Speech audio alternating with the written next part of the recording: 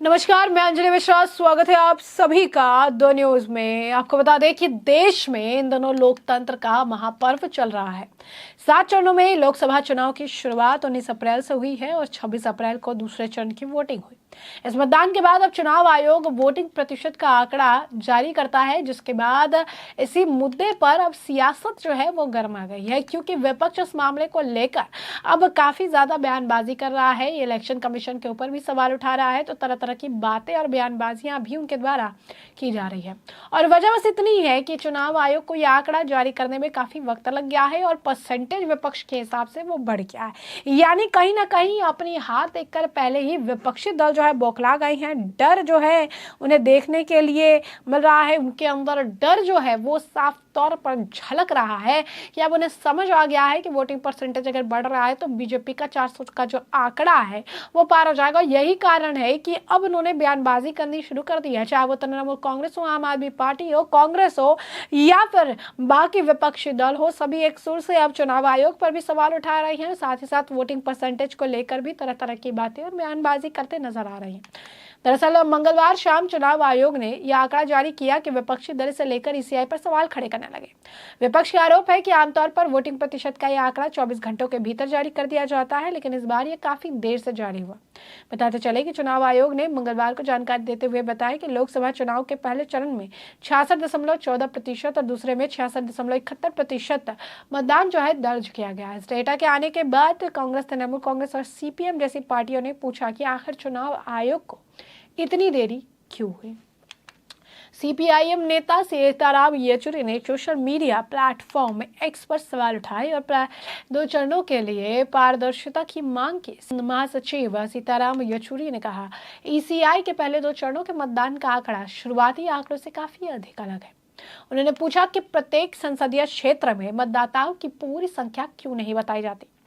जब तक ये आंकड़ा ज्ञात न हो, आंकड़ा निरर्थक है। वे बोले, नतीजों में हेरफेर की आशंका बनी हुई है, क्योंकि गिनती के समय कुल मतदाता संख्या में बदलाव किया जा सकता है। 2014 तक प्रत्येक निर्वाचन क्षेत्र में मतदाताओं की कुल संख्या हमेशा ईसीआई वेबसाइट पर उपलब्ध थी।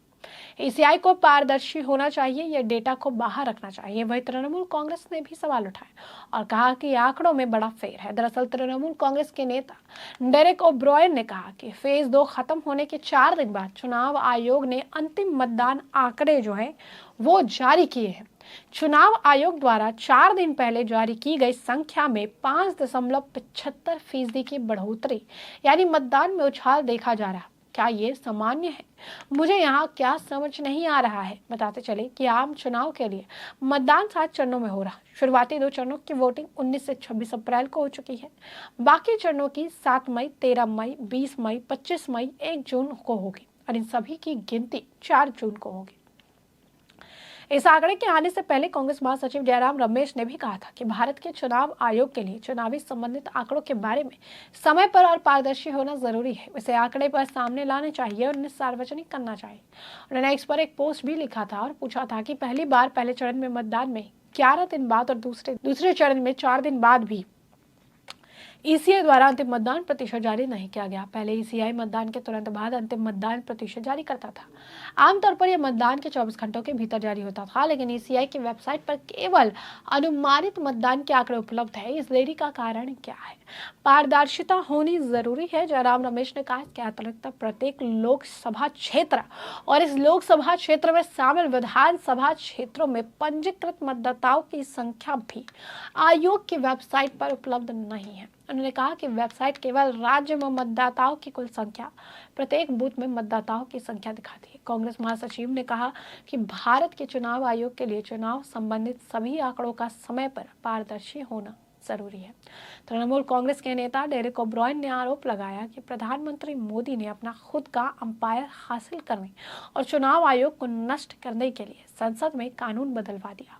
उन्होंने कहा कि अब 2 चरणों के बाद ईसीआई को अंतिम मतदान डेटा का खुलासा करना बाकी है। और यहाँ पर लोग ये कह रहे हैं कि परसेंटेज जो है, वोटिंग परसेंटेज ये इतना ज़्यादा क्यों बढ़ गया है, वोटिंग परसेंटेज इतना बढ़ने के पीछे का कारण आखिर क्या है, क्यों वोटिंग परसेंटेज की वजह से इतनी परेशानियों का सामना जो है लोगों को करना पड़ रहा है। वोटिंग परसेंटेज जल्द जो है सामने आया है, लेकिन इसमें इस तरह के उछाल जो हुए हैं वो कई तरह के सवालों को जन्म दे रहे हैं। वही शिवसेना यूबीटी के नेता आनंद दुबे का भी इस मामले पर बयान है। क्या कुछ कह रहे हैं आनंद दुबे जी भी, जरा एक बार आप खुद सुनिए। इस नोट जारी किया है जिसमें कहा गया है कि लोकसभा 2024 का जो चुनाव चल रहा है देश में, उसमें पहले और दूसरे फेज के चुनाव में करीब करीब 66% मतदान हुआ है। अब आप सोचिए कि पहले फेज का चुनाव कब हुआ था? 19 अप्रैल। दूसरे फेज का 26 अप्रैल। आज तारीख है 30 अप्रैल। मतलब जब आधुनिक युग में हम जी रहे हैं, जहां media, social media, telephone, mobile, WhatsApp इनका जमाना है, तो 10-10, 11-11 दिन चुनाव आयोग को लग जा रहा है ये बताने में कि कहां कितना प्रतिशत मतदान हुआ। जबकि आप जानते हैं कि इस चुनाव में लाखों की तादाद में चुनाव आयोग के कर्मचारी काम कर रहे हैं। और जब चुनाव समाप्त हुआ था पहले और दूसरे फेज का, तो मीडिया कह रही थी कि 60% के करीब मतदान हुआ है, लेकिन अब 66 बताया जा रहा है, 6% के करीब बढ़ गया है। तो ये सब क्या हो रहा है? कोई इसका संज्ञान लेगा? इस पर कोई बहस होगी? कहीं इसकी चर्चा होगी कि चुनाव आयोग ने जो कह दिया वो मान लिया जाए? जैसे चुनाव आयोग ने कह दिया था कि असली शिवसेना ये है और इनकी शिवसेना नकली है। भाई, चुनाव आयोग आपका काम है विश्वास दिलाना। एक तो वैसे ही मतदान बहुत कम हो रहे हैं, मतदान आप बढ़वा नहीं पाए, आपने कोई प्रयास नहीं किया, और कहीं ऐसा तो नहीं कि किसी और को आप बंद दरवाजे से या पीछे के दरवाजे से मदद करना चाहते हैं। ये बहुत गंभीर मामला है, इसका स्पष्टीकरण आना चाहिए। और चुनाव जिस दिन हो उसी दिन रात को, भले देर रात, परसेंटेज आना चाहिए देश के जनता के सामने, राज्य की जनता के सामने क्लियर होना चाहिए कहां क्या हो रहा है। जैसा कि आपने सुना, यहाँ पर वो कह रही हैं कि इलेक्शन कमीशन ने बताया है कि किस तरीके से 66% वोटिंग जो है हुई है फर्स्ट और सेकंड फेज ऑफ इलेक्शन में। 10 दिन लग गया इलेक्शन कमीशन को इसे रिलीज करने में, इस डाटा को और परसेंटेज ऑफ वोटिंग को रिलीज करने में। फर्स्ट और सेकेंड फेज का इलेक्शन जो है मीडिया कहती है कि 60% वोटिंग हुई है, लेकिन यहाँ पर 66% है। आखिर हो क्या रहा है?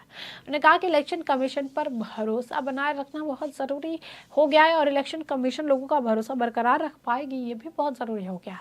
और साथ ही साथ ये भी कहा कि इलेक्शन कमीशन का हाल जो है काफ़ी ऐसा है, कहीं वो बैकडोर से किसी की हेल्प करने की कोशिश तो नहीं कर रही है। जैसे कि उन्होंने पहले ये कह दिया था कि उद्धव ठाकरे की उधर जो है सेना, उद्धव ठाकरे की जो ये पूरी, वो कह रहे थे कि जो टोली है, जो उद्धव ठाकरे की शिवसेना है, वो उनकी असली शिवसेना नहीं है, नकली शिवसेना है, दूसरी असली शिवसेना है। ये बातें भी उनके द्वारा जो है लगातार कही गई और उनके द्वारा जो है बयानबाजी देखने के लिए मिल रही है। आपको बता दें कि इलेक्शन कमीशन ने डाटा भी शेयर किया, विपक्ष की हवाइयाँ जो है लगातार उड़ी हुई हैं। ट्विटर पर ऐसा लग रहा है जिस तरीके से स्थिति है, विपक्ष काफ़ी ज़्यादा डरा और सहमा हुआ है कि वोटिंग परसेंटेज के बढ़ने के बाद इस तरीके की स्थिति जो है देखने के लिए मिली। और सिर्फ विपक्ष नहीं, आपको बता दें कि राजदीप सरदेसाई जैसे पत्रकारों ने भी अब इलेक्शन कमीशन पर सवाल खड़े करना शुरू कर दिया है। जी हाँ, पत्रकार जो कि पारदर्शिता, निष्पक्षता के प्रतीक होते हैं, अब उन्होंने भी अब पक्षपात का आरोप जो है डायरेक्टली लगाना शुरू कर दिया है। राजदीप सरदेसाई ने अपने एक्स हैंडल पर पोस्ट करते हुए लिखा है, इसलिए चुनाव आयोग ने दूसरे चरण के मतदान में 3 दिन से ज्यादा, पहले चरण के मतदान में 10 दिन से ज्यादा मतदान के आंकड़े उसके बाद जो है जारी किए। पहले चरण में 66.14 और दूसरे चरण में 66.71%। निश्चित रूप से इसमें इतना समय नहीं लगना चाहिए और पिछले मामलों की तरह सिर्फ प्रतिशत के बजाय हर निर्वाचन क्षेत्र में डाले गए वोटों की सटीक संख्या आखिर क्यों नहीं दी गई है। उन्होंने कहा चुनाव आयोग मतदान प्रक्रिया की पूरी विश्वसनीयता सुनिश्चित करने के लिए परीक्षण पर है और इसका जो जायजा है उनके द्वारा जरूर लिया जाता। और समझ सकते हैं कि बस परसेंटेज वोटिंग का बढ़ गया, वोटिंग परसेंटेज बढ़ते ही हालात ऐसे हो चुके हैं कि अब इन्हें डर लग गया है कि 400 पार हो गया है, या फिर इनको पता है कि मोदी जी जो है, लोग भी कमेंट सेक्शन जो है लिख रहे, कमेंट कर बोल रहे हैं कि इतना डर गए हैं कि इन्हें ऐसा लगता है कि वोटिंग परसेंटेज बढ़ा है तो इसका मतलब इनका 400 पार हो जाएगा। और यही कारण है कि विपक्ष जो है अभी से ही विलाप कर रहा है, छटपटा रहा है और परेशान, हताश और अगर आप कहेंगे निराश नजर आ रहा है। तो ऐसे में हमने आपको जो पूरा मामला है ये बड़े विस्तार से बताया कि पूरा मामला क्या है। इस मामले पर आपकी भी जो राय है कमेंट सेक्शन में कमेंट करके जरूर साझा करिएगा। धन्यवाद।